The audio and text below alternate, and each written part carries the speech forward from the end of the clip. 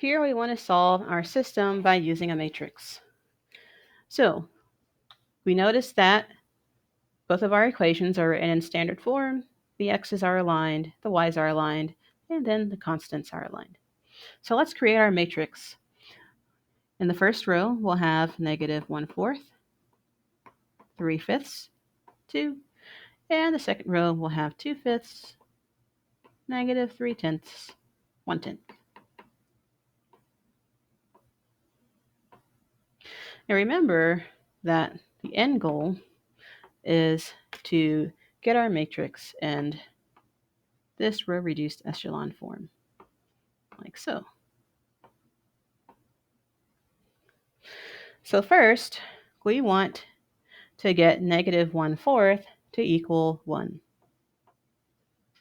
To do this, we'll multiply the entire row by the reciprocal of negative 1/4, which is negative 4.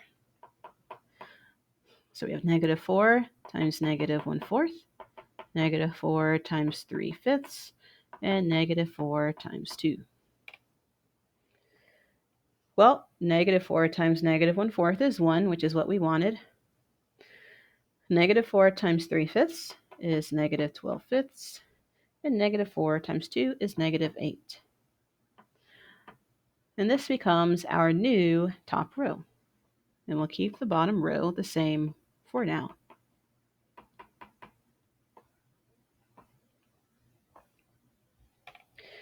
Next, let's move here.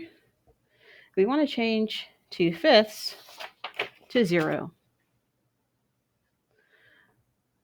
Okay. Well, if we can add the opposite of 2/5, or negative 2/5, then we'll get 0. So let's think about our top row. To get a negative 2/5, we're going to multiply the top row by negative 2/5. So let's do that.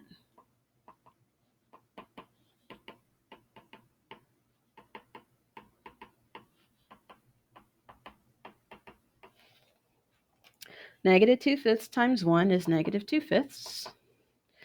Negative 2/5 times negative 12/5 is 24 25ths.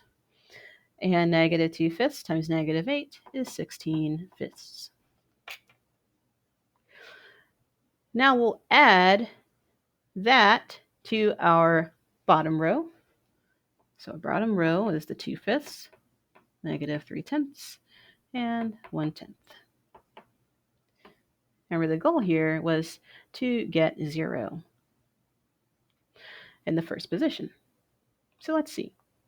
Negative 2/5 plus 2/5 is 0. So we have accomplished that goal. If we do 24 25ths plus negative 3/10, well, we need to have common denominators. So we have a least common denominator of 50. 24 25ths is 48 50ths. And negative 3/10 is equal to negative 15 50ths. And then 48 50ths plus negative 15 50ths is 33 50ths. Similarly, we have 16/5 plus 1/10. We need to have common denominators. Our least common denominator is going to be 10. So 16/5 is equivalent to 32/10. And then 32/10 plus 1/10 is 33/10. So this becomes our new bottom row. So our top row for now remains 1, negative 12/5, negative 8. And our bottom row is now 0, 33/50ths, 33/10.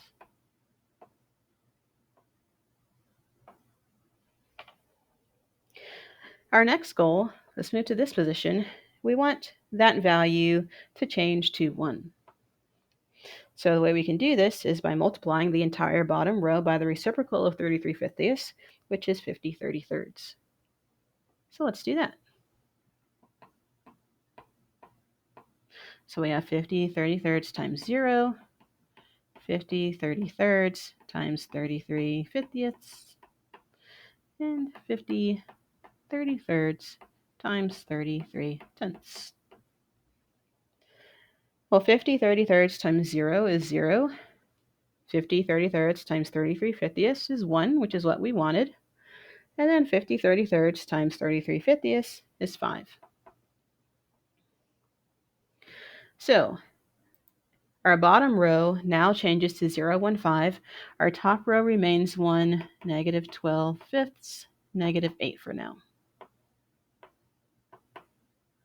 Looking good so far. Next, we want to change this value, -12/5, to 0.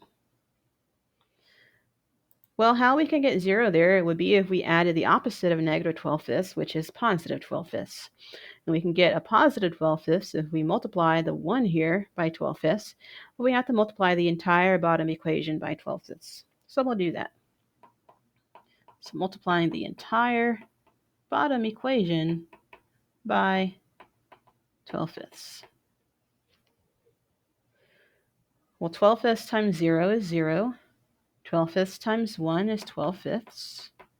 And then 12/5 times 5 is 12. And we're going to add that to our top row, which is 1, -12/5, -8. 0 plus 1 is 1. 12/5 plus -12/5 is 0, which is what we wanted. And 12 plus -8 is 4. So our top row is now 1, 0, 4. And our bottom row is 0, 1, 5. And we are in our row reduced echelon form. So we get that x equals 4 from the top row, and that y equals 5 from the bottom row. So our solution is the point 4, 5.